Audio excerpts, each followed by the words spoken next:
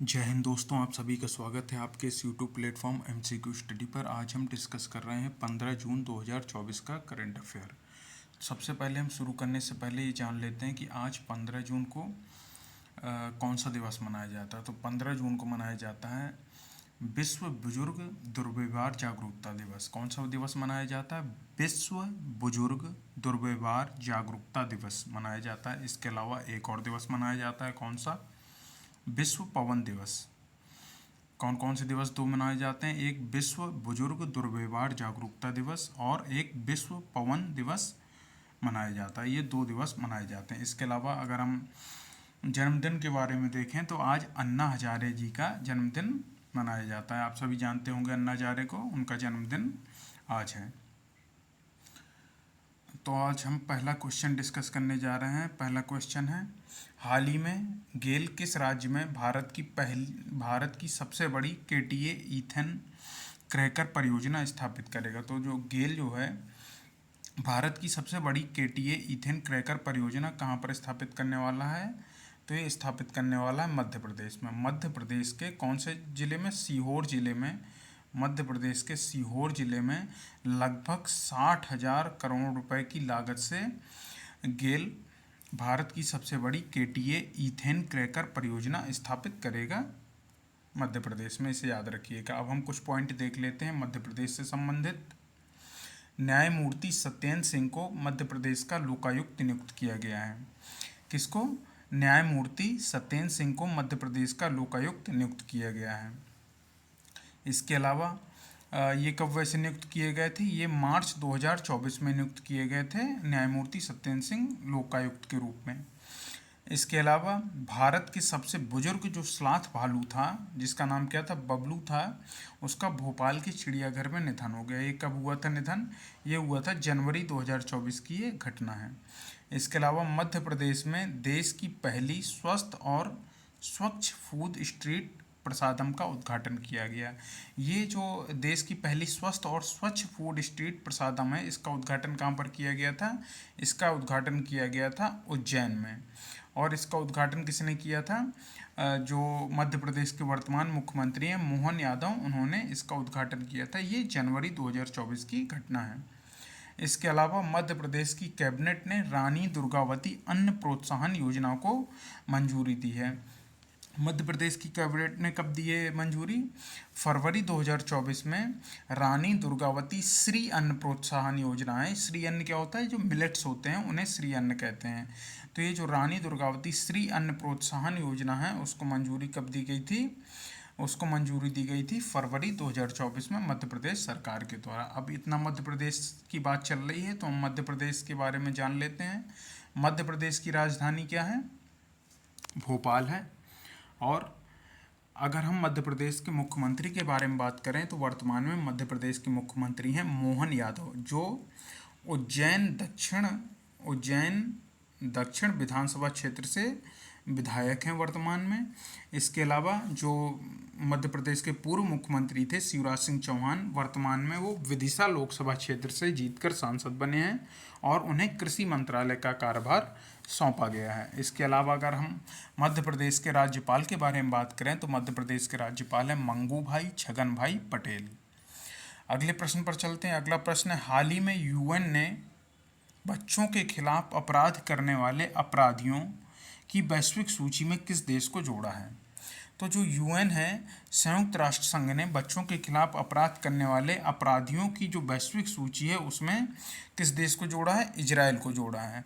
तो जो यूएनओ के महासचिव हैं कौन? एंटोनियो गुटेरस, उन्होंने ये कदम उठाया है। उन्होंने इजरायली सेना को बच्चों के खिलाफ अपराध करने वाले अपराधियों को वैश्विक सूची में जोड़ा है। इसके अलावा इजरायली सेना के अलावा इन्होंने हमास और फिलिस्तीन इस्लामिक जिहाद को भी इस सूची में जोड़ा है। आप सभी जानते हैं कि 7 अक्टूबर 2023 को हमास ने जब इजराइल पर हमला कर दिया, तब से ही इजराइल और हमास के बीच युद्ध चल रहा है। और अगर हम बात करें हमास की, तो जो हमास है ये फ़िलिस्तीनी सुन्नी मुस्लिमों की एक चरमपंथी संस्था है जिसे वर्तमान में आतंकवादी संगठन के रूप में घोषित कर दिया गया। इसका गठन कब हुआ था? 1987 में इसका गठन हुआ था। अगर हम इजराइल के बारे में बात करें तो वर्तमान में इजराइल के पीएम हैं बेंजामिन नेतन्याहू। इजराइल की राजधानी है जेरूसलम। इजराइल में भाषा बोली जाती है कौन सी? हिब्रू भाषा बोली जाती है। और यहाँ की जो मुद्रा है इजराइल की वो है इजरायली शेकेल। क्या है? Israeli shekel. कुछ और पॉइंट हम देख लेते हैं इजराइल से संबंधित। इजराइल ने हमास के खिलाफ जारी लड़ाई को ऑपरेशन आयरन स्वॉर्ड का नाम दिया है। क्या नाम दिया है? ऑपरेशन आयरन स्वॉर्ड का नाम दिया है। ये अक्टूबर 2023 में इजराइल ने हमास के खिलाफ ये ऑपरेशन लॉन्च किया था। और इजराइल ने अपने अत्याधुनिक एआई संचालित युद्धक टैंक जिसका नाम क्या है? बराक का अनावरण कब किया था? ये सितंबर 2023 की बात है। इसके अलावा इजराइल के शोधकर्ताओं ने स्टेम कोशिकाओं से कृत्रिम भ्रूण बनाया। मतलब स्टेम कोशिकाओं से कृत्रिम मानव भ्रूण बनाया था। ये एक तरीके से मॉडल के रूप में बनाया था। मतलब बिना शुक्राणु, अंडे या गर्भाशय का उपयोग किए बिना केवल स्टेम कोशिकाओं से यानी स्टेम सेल से मानव भ्रूण का मॉडल तैयार किया था। ये भी सितंबर 2023 की बात है। ये इजराइल के शोधकर्ताओं ने तैयार किया था। इसके अलावा देखते हैं बेल मतलब BEL मतलब भारत इलेक्ट्रॉनिक्स लिमिटेड ने इजराइल की एरो स्पेस इंडस्ट्रीज के साथ समझौता किया है। ये भी सितंबर 2023 की बात है। और इजराइल प्राकृतिक गैस उत्पादन में 60% की वृद्धि करेगा। ये कब इजराइल ने कहा? इजराइल ने 18 फरवरी 2024 को कहा था कि वो अपनी प्राकृतिक गैस के उत्पादन में 60% की वृद्धि करेगा। इसके बाद हम आगे चलते हैं। अगला प्रश्न है, हाल ही में किसने अपना छठा ATP चैलेंजर टेनिस खिताब जीता है? तो जो अपना छठवां ATP चैलेंजर टेनिस खिताब जीता है, किसने जीता है? ये जीता है सुमित नागपाल ने। सुमित नागपाल ने स्विट्जरलैंड के अलेक्जेंडर रिचर्ड को हराकर अपना छठवां ATP चैलेंजर टेनिस खिताब जीता है। अगले प्रश्न पर चलते हैं। अगला प्रश्न है, hockey mains junior world cup 2025 की मेज़बानी कौन करेगा? अगर हम बात करें hockey mains junior world cup 2025 की मेज़बानी की तो ये हमारा देश भारत ही इसकी मेज़बानी करेगा। इसके अलावा हमें एक पॉइंट और यहाँ पे याद रखना चाहिए, एक प्रश्न और यहाँ से जुड़ के आ सकता है। ये है hockey mains junior world cup 2025। इसके अलावा एक है 2025 का इंडोर हॉकी विश्व कप, उसकी मेज़बानी कौन करेगा? उसकी मेज़बानी करेगा क्रोएशिया। क्रोएशिया करेगा 2025 के इंडोर हॉकी विश्व कप की मेज़बानी करेगा क्रोएशिया। क्रोएशिया के पोर्क शहर में होगा 3 से 9 फरवरी 2025 के बीच। और भारत करेगा hockey mains junior world cup 2025 की मेज़बानी। क्रोएशिया करेगा इंडोर हॉकी विश्व कप की मेज़बानी। कुछ हम पॉइंट देख लेते हैं भारत से संबंधित। भारत पहली बार कोलंबो प्रोसेस का अध्यक्ष बना है। कोलंबो प्रोसेस जो है यानी हम कोलंबो प्रक्रिया भी कह सकते हैं, ये भारत 2003 में इसकी स्थापना हुई थी और भारत पहली बार इस क्षेत्रीय समूह का अध्यक्ष बना है। अगर हम बात करें कोलंबो प्रोसेस या कोलंबो प्रक्रिया की तो एक तरीके से परामर्शदात्री मंच है जिसमें एशिया के 12 सदस्य देश शामिल हैं।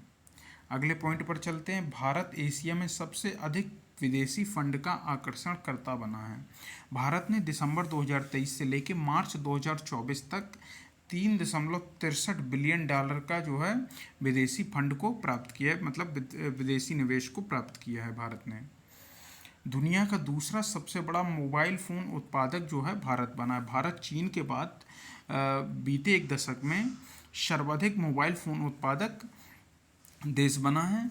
चीन पहले नंबर पर है और भारत दूसरे नंबर पर है। भारत ने 19.45 ट्रिलियन का मोबाइल फ़ोन का उत्पाद तैयार किया है।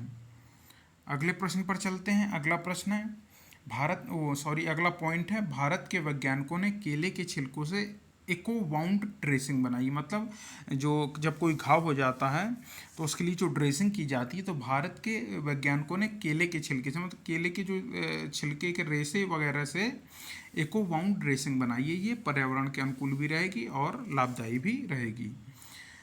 अगला पॉइंट देख लेते हैं, भारत की पहली महिला रोबोट व्योममित्र अंतरिक्ष में उड़ान भरेगी। तो जो व्योममित्र है, भारत की पहली महिला रोबोट जो व्योममित्र है, ये नाम है व्योममित्र, इस पहली महिला रोबोट का, ये गगनयान मिशन से पहले ही इसे जो व्योममित्र है इसे अंतरिक्ष में एक तरीके से ट्रायल के तौर पर भेजा जाएगा। अगले पॉइंट को देख लेते हैं। अगला पॉइंट है हेनले पासपोर्ट इंडेक्स 2024 जो अभी जारी हुआ है, उसमें भारतीय पासपोर्ट को 85वें स्थान पर रखा गया है। पिछले वर्ष भारत 84वें स्थान पर था, इस वर्ष 85वें स्थान पर है, और इसमें पहले स्थान पर है इस बार फ्रांस। अगले पॉइंट पर चलते हैं। डेनमार्क ने भारत में हरित ईंधन गठबंधन की शुरुआत की है। डेनमार्क और भारत ने मिलकर क्या किया है, हरित ईंधन गठबंधन की शुरुआत की है। अगर हम डेनमार्क के बारे में बात करें तो डेनमार्क की राजधानी क्या है, कोपेनहेगन। और आप सभी जानते हैं ग्रीनलैंड के बारे में, ग्रीनलैंड पर किसका अधिकार है, डेनमार्क का ही अधिकार है। अगले प्रश्न पर चलते हैं। अगला प्रश्न है, हाल ही में कौन भारतीय प्रतिस्पर्धा आयोग यानी competition commission of India CCI के सचिव नियुक्त हुए हैं। तो competition commission of India CCI के जो सचिव नियुक्त हुए हैं वो हुए हैं इंद्रपाल सिंह बिंद्रा। अगर हम सीसीआई के बारे में बात करें तो इसकी स्थापना मार्च 2009 में हुई थी और इसका हेडक्वार्टर नई दिल्ली में स्थित है। कुछ और पॉइंट या कहा जाए कुछ और नियुक्तियों को हम देख लेते हैं। राजप्रीत सिंह ग्रामीण विकास विभाग के निदेशक नियुक्त हुए हैं। राजप्रीत सिंह जो एक IFOS अधिकारी हैं, ये ग्रामीण विकास मंत्रालय के अंतर्गत ग्रामीण विकास विभाग में निदेशक नियुक्त हुए हैं। कब नियुक्त हुए हैं, ये जून 2024 में ही अभी नियुक्त हुए हैं। राकेश रंजन को कर्मचारी चयन आयोग क्या होता है, स्टाफ सिलेक्शन कमीशन यानी SSC का अध्यक्ष नियुक्त किया गया है। इसके अलावा प्रदीप कुमार त्रिपाठी को लोकपाल का सचिव नियुक्त किया गया है। ये कब तक बने रहेंगे लोकपाल के सचिव, 30 जुलाई 2024 तक लोकपाल के ये सचिव रहेंगे। इसके अलावा P संतोष को NARCL का MD एंड CEO नियुक्त किया है। अगर हम NARCL की बात करें तो इसका जो फुल फॉर्म होता है वो होता है national asset reconstruction company limited. क्या होता है, national asset reconstruction company limited के MD और CEO बनाया गया है। किसको, P संतोष को। ये बने हैं मई 2024 में इनकी नियुक्ति हुई थी। इसके अलावा अगला पॉइंट हम देख लेते हैं, संजीव जैन को विप्रो के नए CEO यानी COO मतलब चीफ ऑपरेटिंग ऑफिसर मुख्य परिचालन अधिकारी के रूप में नियुक्त किया गया। इसके अलावा हम देख लेते हैं अगला पॉइंट, इदासिसा नोगरांग, याद रखिएगा इदासिसा नोगरांग मेघालय की पहली महिला पुलिस महानिदेशक नियुक्त हुई हैं। हमेशा आप याद रखिए जब कोई पहली महिला या कोई पहला होता है तो बहुत इंपॉर्टेंट रहता है, तो इसे याद रखिएगा। इदासिसा नोगरांग मेघालय की पहली महिला पुलिस महानिदेशक नियुक्त हुई हैं। अगर हम मेघालय के बारे में बात करें तो मेघालय की राजधानी क्या है, शिलांग है। मेघालय के अगर हम मुख्यमंत्री की बात करें तो मेघालय के मुख्यमंत्री कॉनरैड संगमा और राज्यपाल हैं वर्तमान में मेघालय के फागू चौहान। अगले प्रश्न पर चलते हैं। अगला प्रश्न है, हाल ही में किसे नीति आयोग में निदेशक नियुक्त किया गया है। नीति आयोग में निदेशक के रूप में नियुक्त किया गया है आशीष कुमार दास को। अगर हम नीति आयोग के बारे में बात करें तो 1 जनवरी 2015 को नीति आयोग का गठन किया गया था योजना आयोग के स्थान पर। अध्यक्ष जो हैं, जैसे योजना आयोग में अध्यक्ष प्रधानमंत्री रहते थे वैसे ही नीति आयोग में अध्यक्ष प्रधानमंत्री हैं। उपाध्यक्ष जो हैं वर्तमान में नीति आयोग के सुमन बेरी हैं। और अगर हम CEO की बात करें तो वो हैं BVR सुब्रमण्यम, इसे याद रखिएगा। अगले प्रश्न पर चलते हैं। अगला प्रश्न है, हाल ही में किस देश की संसद ने अंतर्राष्ट्रीय सौर गठबंधन सदस्यता के लिए रूपरेखा समझौते को मंजूरी दी है। तो किस देश की संसद ने दी है अंतर्राष्ट्रीय सौर गठबंधन सदस्यता के लिए रूपरेखा समझौते को मंजूरी, ये दी है नेपाल ने। जो भारत का पड़ोसी देश है नेपाल, इसने अंतर्राष्ट्रीय सौर गठबंधन में सदस्यता के लिए रूपरेखा समझौते को मंजूरी दी है। अगर हम बात करें अंतर्राष्ट्रीय सौर गठबंधन के बारे में तो इसका जो हेडक्वार्टर है वो है गुरुग्राम हरियाणा में, और वर्तमान में इसमें 121 देश शामिल हैं। अगर हम इसकी शुरुआत की बात करें तो अंतर्राष्ट्रीय सौर गठबंधन की शुरुआत हुई थी 30 नवंबर 2015 को पेरिस में। भारत और फ्रांस ने मिलकर इसकी शुरुआत की थी। अगर हम वर्तमान में इसके अध्यक्ष के बारे में बात करें कि अंतर्राष्ट्रीय सौर गठबंधन के अध्यक्ष कौन है, तो RK सिंह इसके वर्तमान में अध्यक्ष हैं। कुछ पॉइंट हम देख लेते हैं नेपाल से संबंधित। बहुराष्ट्रीय सैन्य अभ्यास शांति प्रयास नेपाल में शुरू हुआ है। नेपाल में कहाँ पर हुआ? ये फरवरी 2024 में काठमांडू में हुआ था।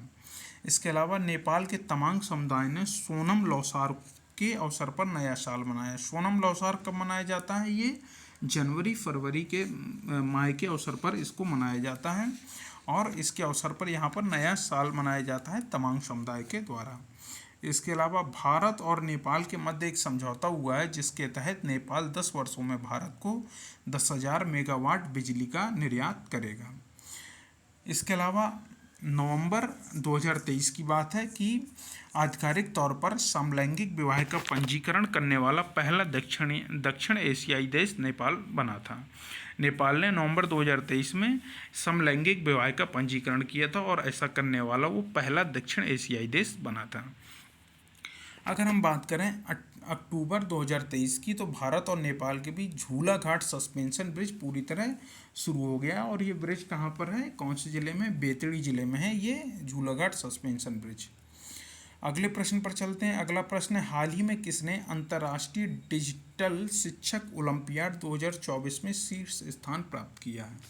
तो अगर हम बात करें अंतर्राष्ट्रीय डिजिटल शिक्षक ओलंपियाड 2024 में शीर्ष स्थान प्राप्त किया है शिल्पी अग्रवाल जी ने। अगले प्रश्न पर चलते हैं। अगला प्रश्न है, हाल ही में जारी ATP रैंकिंग में कौन शीर्ष पर रहे हैं? तो जो हाल ही में जो जारी हुई है ATP रैंकिंग, उसमें नोवाक जोकोविच को पीछे करके जैनिक सिनर टॉप रैंकर्स बन गए हैं, मतलब शीर्ष स्थान इन्होंने हासिल किया। अगर हम बात करें जैनिक सिनर नहीं, यानिक सिनर है शायद, और ये इटली के रहने वाले हैं। इन्होंने शीर्ष स्थान प्राप्त किया। अगर हम ATP के बारे में बात करें, ATP क्या है? तो ATP का फुल फॉर्म होता है एसोसिएशन ऑफ टेनिस प्रोफेशनल। क्या होता है? Association of tennis professional. ये गवर्निंग बॉडी है जिसकी स्थापना 1972 में हुई थी। गवर्निंग बॉडी किसकी है? मेंस टेनिस का जो खेल होता है उसकी ये गवर्निंग बॉडी है। मतलब एक तरीके से जो टेनिस का जो खेल होता है उसकी गवर्निंग बॉडी है। 1972 में इसकी स्थापना हुई थी। ATP का फुल फॉर्म है एसोसिएशन ऑफ टेनिस प्रोफेशनल, और यानिक सिनर नाम है शायद, इन्होंने पहली रैंक हासिल की है। ये इटली के रहने वाले हैं। अगले प्रश्न पर चलते हैं। अगला प्रश्न है, हाल ही में प्रेम सिंह तमांग ने किस राज्य के मुख्यमंत्री के रूप में शपथ ग्रहण की है? प्रेम सिंह तमांग के बारे में अगर हम बात करें तो ये सिक्किम राज्य के मुख्यमंत्री बने हैं और लगातार ये दूसरी बार मुख्यमंत्री बने हैं सिक्किम राज्य के। प्रेम सिंह तमांग किस पार्टी से हैं? प्रेम सिंह तमांग की पार्टी का नाम है सिक्किम क्रांतिकारी मोर्चा। सिक्किम क्रांतिकारी मोर्चा जिसे हम SKM के नाम से भी जानते हैं। प्रेम सिंह तमांग को जो मुख्यमंत्री की शपथ किसने दिलाई? राज्यपाल है वहाँ के लक्ष्मण प्रसाद आचार्य ने प्रेम सिंह तमांग को मुख्यमंत्री पद की शपथ दिलाई है। अगर हम सिक्किम के बारे में बात करें तो सिक्किम की राजधानी क्या है? गंगटोक है। और सिक्किम जो है भारत का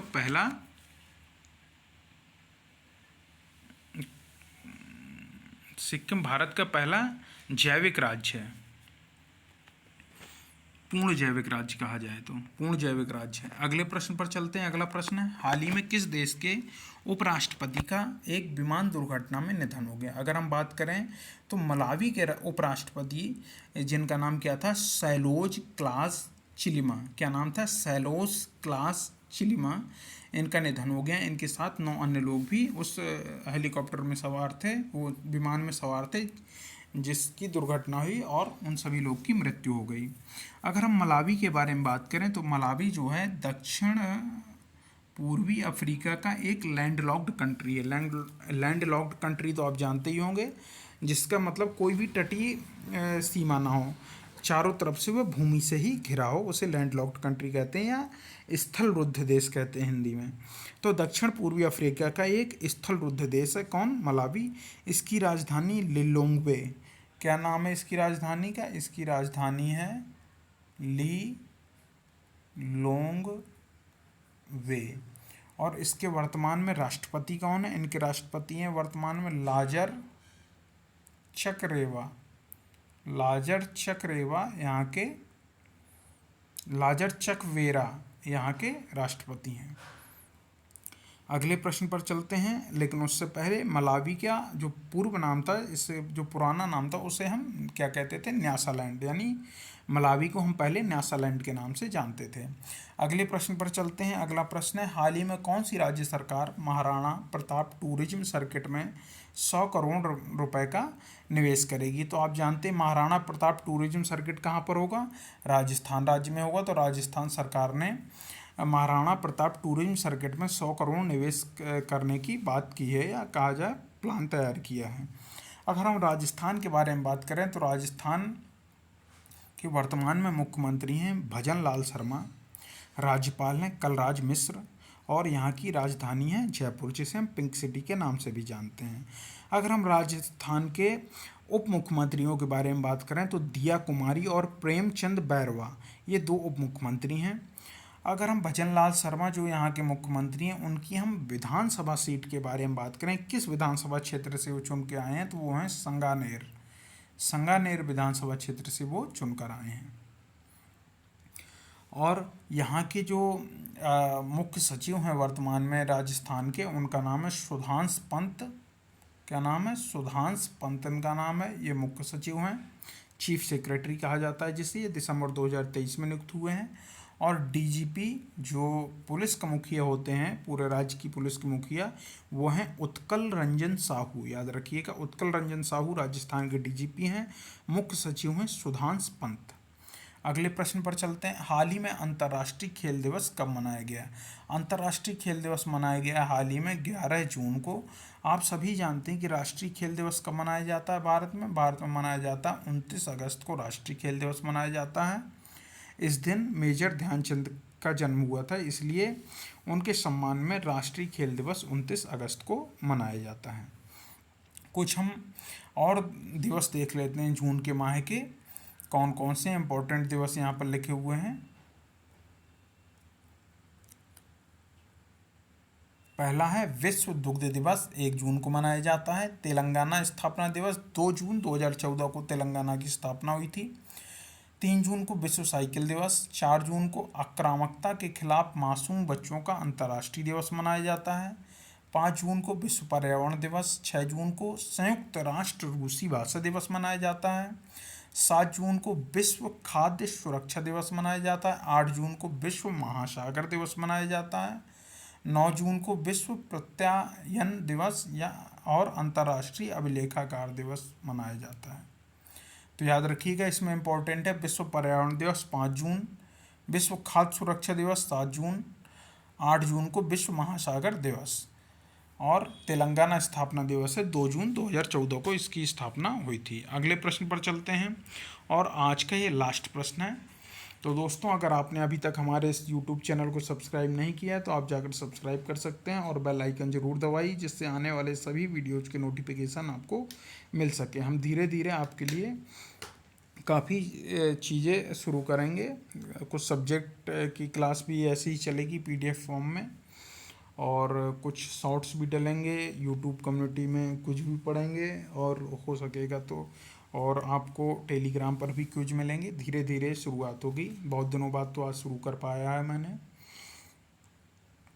ये डेली का करंट अफेयर कोशिश रहेगी कि बराबर चलता रहे, और धीरे धीरे इसमें हम कुछ ना कुछ ऐड ऑन करते रहें, जिससे आप सभी को लाभ मिलता रहे। आज का लास्ट क्वेश्चन है, सोहेलवा वन्यजीव अभ्यारण्य किस राज्य का 5वां बाघ अभ्यारण्य बनेगा? अगर हम बात करें सोहेलवा वन्यजीव अभ्यारण्य की, तो ये उत्तर प्रदेश राज्य का 5वां बाघ अभ्यारण्य बनेगा।